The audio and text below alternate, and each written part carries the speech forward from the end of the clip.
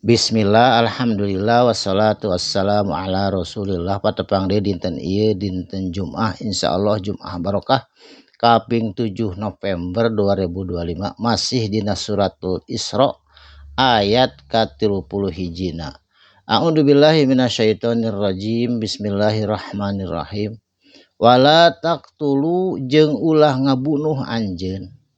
Ngabunuh saha auladakum ka anak-anak anjeun khosyata imlak tina sieun kemiskinan kepapaan.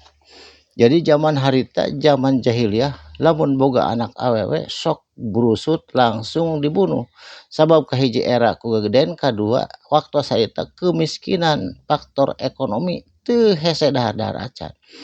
Dugi ka ayeuna oge eta teh berjalan berlangsung. Seueur anu boga budak dibunuh kalayan hiji era ku tatangga sabab teu puguh bapana, kadua faktor kemiskinan dina janin keneh sok digugurkeun eta dibunuh namina.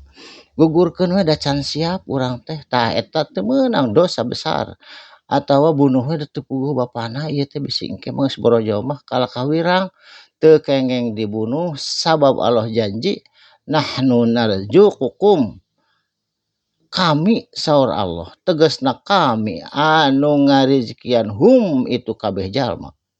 Wa iyakum jeung anjeun sorangan diri anjeun ge ku kami dirizkian saur Allah. Tong sieun asa daek usaha rezeki mah ditanggung ku Allah, nganu teu ditanggung ku Allah mah ibadah anjeun eta mah teu langkung dirina masing-masing. Ai rezeki mah Allah nu nanggung, urang mah tibang ikhtiar wungkul. Saterasna inna qatlahum sanyana ari pembunuhan hum ka itu jalma-jalma tegasna ka janin atanapi ka nafsi ka dirina teh jalma kana bukti khitan kabiron. Khitan kabiron teh dosa atawa kesalahan kabiron anu besar pisan. Kesalahan besar ngabunuh mah. Saterasna wala taqrabu zina jeung ulah ngadeuketan anjeun. Ngadeuketan ge ulah zina kana berbuat zina, megang pegangan atawa silih sener jeung sajamana anu ngadeuketan kana perzinahan eta teh teu kengeng saur agama mah. Innahu sabab ari itu perbuatan tegasna perbuatan zina kana eta bukti perbuatan fahisatan eta teh fahisyah perbuatan keji wasaa sabila jeung seburuk-burukna sagoreng-gorengna sabilan jalan.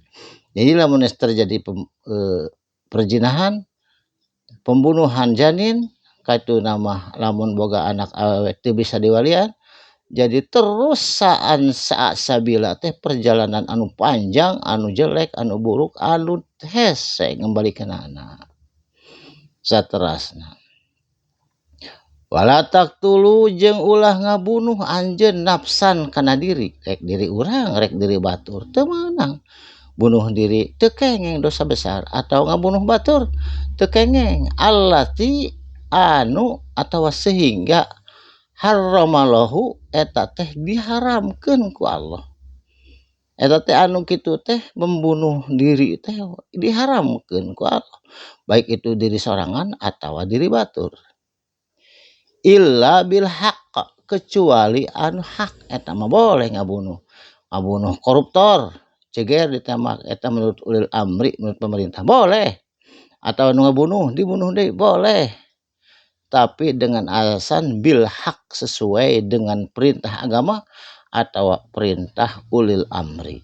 Saterasna waman kutila jeung sahabat jalmana anu dibunuh ku saha ku batur madluman bari kaayaan terdolimi eta jelema teh faqad ja'alna mangka sanyana dijadikeun ku kami saur Allah liwalihi kana ahli warisna itu jalma sultanan kana kekuasaan.